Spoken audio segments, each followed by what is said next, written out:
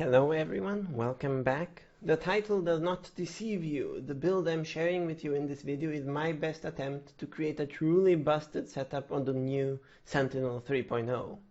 I'm gonna go from the assumption that you've seen a bajillion videos going over the perks and traits of the new subclass, so I won't bore you with a long breakdown of the perks.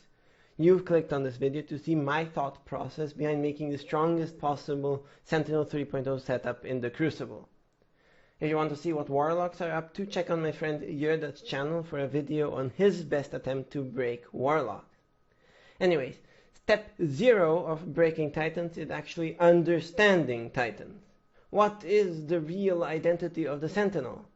Well, the answer is hidden in its name. The Sentinel is a Sentinel. The Sentinel is a defensive subclass. It's meant to be good at holding down an advantageous position and denying your enemy's progress. As the legend CammyCakes quickly figured out, it's really hard to make the Sentinel be aggressive, which is why it's a poor choice in a game mode like Rumble. When you play Void Titan in Rumble, people just run from you. The Behemoth or the Striker are both better at this job, where specifically the Behemoth can easily close the gap on your opponents using the Glacier Grenade. This has motivated many players, including Coolchild, Lunars, and Namtre, to pair it with the Peacekeeper's exotic boots and a deadly submachine gun. Striker is a very strong subclass too, each of the trees having its own unique strengths and weaknesses. Knockout has become very popular recently. Similarly, Military Striker is a menace in 6v6 activities, constantly applying pressure with the Ballistic Slam and Inertia Override. But you will quickly find out that such ideas don't work well on Sentinel 3.0. Does it mean it's impossible to make it aggressive? Likely not, but for my first and strongest build on the Sentinel, I opted to double down on its most obvious strength. One of the ways in which the Sentinel can be really good at defense is by virtue of the Bastion aspect, which means that barricades will give you an overshield for casting them. Whenever you stand behind the barricade, the overshield timer is refreshed and the overshield also regenerates. In my opinion, the barricade is the strongest part of any Titan subclass. Just imagine the frustration of having a Titan barricade on a zone, on a res in trials, or in heavy ammo in control. The fact that it's buffed on the Sentinel makes it even more attractive. As a balancing act though, Bungie imposed a much longer cooldown on the overshield barricade. If you didn't know, the big barricade always had a longer cooldown than the baby barricade, but as far as I can tell, the overshield barricade overrides both of those cooldowns with an even longer one. Traditionally, we would run 9 resilience on the Titan to get a cooldown which is just a few milliseconds shorter than the lifespan of one towering barricade. This means that we can permanently loop the barricade, providing us a permanent piece of cover. This is not even close to fast enough for the slower overshield barricade. We need to go above and beyond to loop this bad boy, and I do think it's worth it. Think about it, a permanent pool of regenerating overshield for you and your team is quite epic indeed. Unfortunately, great power comes at a great cost. To reliably loop the overshield barricade, we need to run 100 resilience and double utility kickstart, which would just barely manage to regenerate the shield before it completely disappears. This is so sketchy though that I opted for the Heart of Inmost Light to accelerate the cooldown just a tiny bit by using one of my other abilities. Let me reiterate, this is the distance you have to go to get a permanent overshield barricade in PvP. And yes, I do think this ability is valuable enough to invest this much into. If we combine this with offensive bulwark, we'll get more grenade energy, melee damage, and melee range while we have our overshield, which is basically always. Now the question is, which grenade do we pair with this buff and the Heart of Inmost Light? Well, you might think the magnetic grenade, but it can't one-shot, even when empowered by Heart of Inmost Light and Echo of Undermining. In fact, none of the grenades can one-shot reliably at all, so that's completely out of the picture. But then, in a moment of pure brilliance, if I may say so myself, I thought of the Void Spike grenade. On Warlocks, these have a weird, long, and disappointing throw animation, but on Titan and Hunter, the throw animation can actually be cancelled by swapping weapons. This comes in clutch. Whenever we want to pop the barricade, we pop the grenade right in front of us, which empowers the barricade. If we pop the barricade immediately after, cancelling the throw, it will have much more health points thanks to the Heart of Inmost Light, and it will initially recharge faster because that empowerment will still last 5 seconds. That small boost is enough to loop the barricade, and while we have the overshield, it will be charging our grenade back faster. With the spike being tied with actions for the fastest cooldown, it will actually come back just in time to empower the next barricade if you rock one grenade kickstart mode and just tier 3 discipline. The crazy thing about it is just how fragile the timings are. The axiom throws animation is much slower, and just that little bit of wasted time with the Heart of Inmost Light perk will make the loop much less reliable, as the barricade will start going away before you place the next one. Of course, at an easier level, you could just pop that shield first and have it back reliably, but then it won't be able to take as much enemy fire before breaking. Nonetheless, it can be a good idea because the empowered spike will melt your opponents quite quickly. And this is why I chose my fragments to buff up the spike grenade. Sure, it won't one-shot, but it will burn your opponent. Echo of Remnant buffs its durations. Echo of Undermining is the former Oppressive Darkness and it buffs the damage output. And finally, Echo of Provision will give me melee energy for landing hits with my nade. Speaking of melee abilities, I'd go for the shield throw on this build. After all, camping a barricade doesn't really let you exploit the shoulder charge that much. We are looking to get as much overshield as possible, and landing tags with the shield will give us a partial overshield. Each melee tag will also give our other abilities empowerment via Heart of Inmost Light. You'll get that offensive bulwark, grenade recharge boost working for you, and the empowered buff. Having covered the class ability, grenade, and melee, let's talk about our super options. I think it's mandatory to go with the bubble. It's the fastest cooldown in the game, and considering the fact that we'll be camping behind our shield, we need to get our super early passively. With the barricade spam, I opted for Dynamo and a moderate 60 intellect to ensure my super is always first, even if I don't do a lot of damage. It'll give my more aggressive teammates orbs, kickstarting their slower charging supers.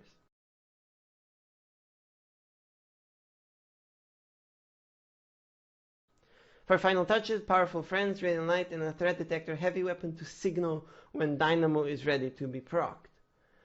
The weapon choices here are mostly up to you, but I really like running the Messenger or the No Time to Explain for the high positional control and lethality, combined with the new Void Rapid Fusion called the Likely Suspect. You can actually deterministically craft this god roll at level 0 for a very low cost, and it will reliably kill around 15 to 16 meters, which is really good for a rapid-fire fusion rifle.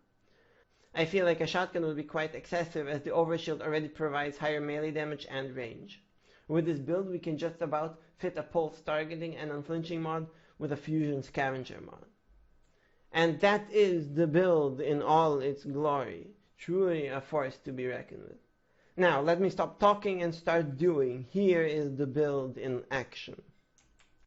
A quick note from post-commentary, I opted to leave most of the game unedited, as I thought it was quite instructional, especially in relationship to the more passive and positional nature of the Crucible nowadays. Let me know in the comments, do you like this, or should I edit it up and make it shorter and more lighthearted? Could be a decent chance that he top down. Let's see how many. Only one on each. Oh, that's okay. So I suppose I go here. Nade B, pop the shield immediately, and he dies. That melee might kill them. Wow! Impressive, add to myself. Well, that's a new way to defend the zone, wouldn't you think? Anyways, I have this still. And they out! And now if that kills someone, that's gonna be too much. Okay, no, you won't, of course. I wanna challenge here with teammates. I need to be very quick here. I'm gonna chill here for a sec. Pop the shield so I don't get naded. Give me a second. And maybe that kills someone. Disappointment. Of all things I had envisioned, it was not that it just hits the wall and does absolutely nothing. Okay, so someone's on B. I pop this and then I pop the nade to melt them quick. Well, again, what is this? Landed on the fret of some kind of window. Oh, I guess. Last word doesn't have that much range, if you didn't know. This might do damage. Let's see if my... Okay, geometry failed me. The one on the start, at the start of the game was good enough. Okay, so I popped the shield here actually. Because I know I can't really push into A with this setup. I'll get surrounded. Okay, that's breaking my shield. I'm out. Someone opted to get their health deleted by the nade. That's too much health on me. I'm one shot to the messenger. No, I'm not. I aim it better than yours.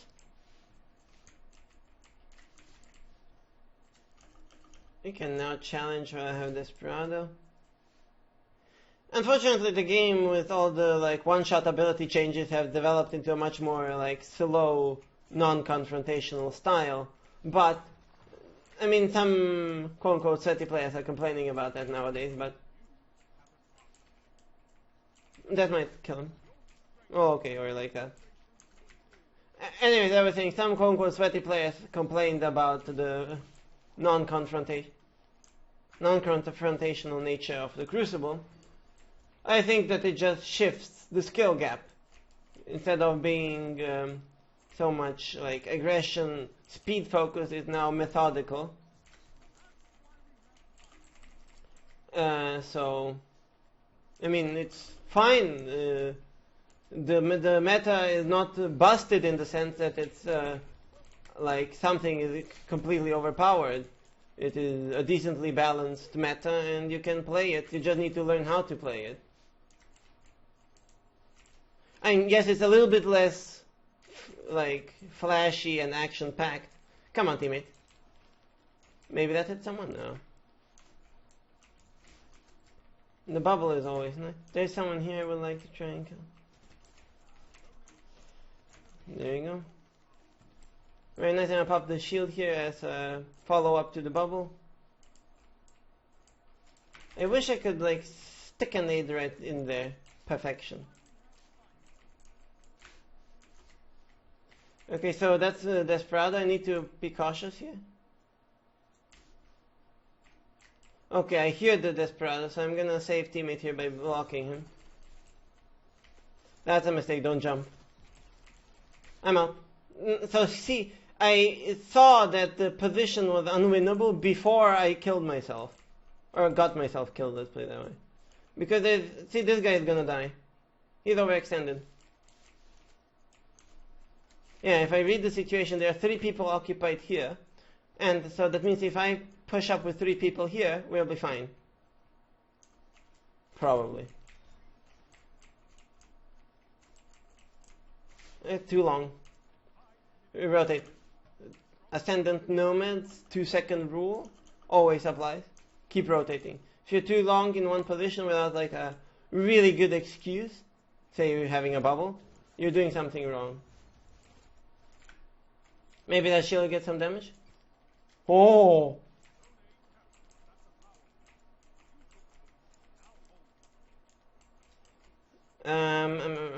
Yeah, I guess I help here a teammate, especially because he has that Void Soul with him that can help us both. Challenge me? Nice. There's the weird. Out. Again, as I said, you need to read the position. 3, 2, 1. Here, a shield. Okay, pay attention, he pushes. Gets killed. Okay, he can solo super me, but he wasted his super for a trade, which, when we had the zone advantage, which is a loss for him. I'm not going to be butthurt about losing the streak. The trade there was in my favor, definitely. No, please, no, unfortunately. No. No, not worth. All of that is not worth. So I'm alone, note. This might hit him. The shield went where I wanted it to, but my intention was wrong. This might land it. I'm out. This guy, I'm gonna kill this guy. Run. Too long. reposition and challenge from a different angle. Nobody? It's fine. Like, this is unfortunately a less exciting Crucible, but this is okay. I have nothing wrong with it. There you go, he ran into my nade. See, it's shocking how a non-one-shot nade can be so lethal still. The bubble goes where? Here, actually. But a bit later, not immediately. Let me think about it. Yes, bubble not immediately. I will need it in a few seconds though. So this is a 120 hand cannon, I hear. Nades. Oh, I thought I heard a jump at me. No, no, no, no, please. Here's Desperado, I'm out. That will break my shield. I need, my role here is to defend B. I expect her to invis. I have the bubble here to save me if I need it. Ideally, I don't want to use it quite now. I need to. Yeah, y'all don't do that.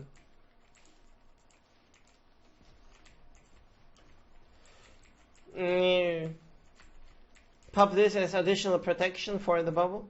Because the bubble will get killed now from the outside if enough enemies concentrate their fire on it.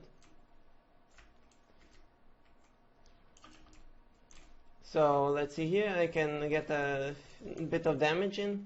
Fortunately no kill, that's fine. Pop this on there so he can't take it. Told you. That's good. Again, presumably the guy here will want to take this. So I'll do it for him. And kill it with him. Kill him with it, sorry. Again, what do we want to do? 3, 4, 5 on less than 5 majority. We're fine here. So you see that one guy must be here. This means that this engagement here is a majority on our side. Because he's wasting time. Also, he's wasting time.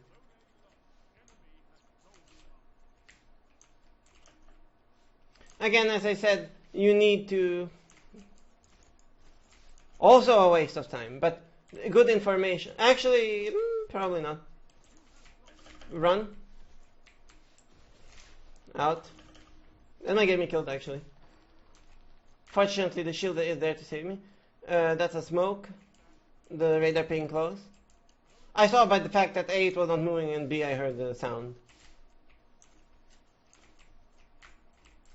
So, where is he? I want to nade there to help teammate. Actually, let's help him more. 1-on-1. I'm fine with that. Pop this. Okay. Unfortunate.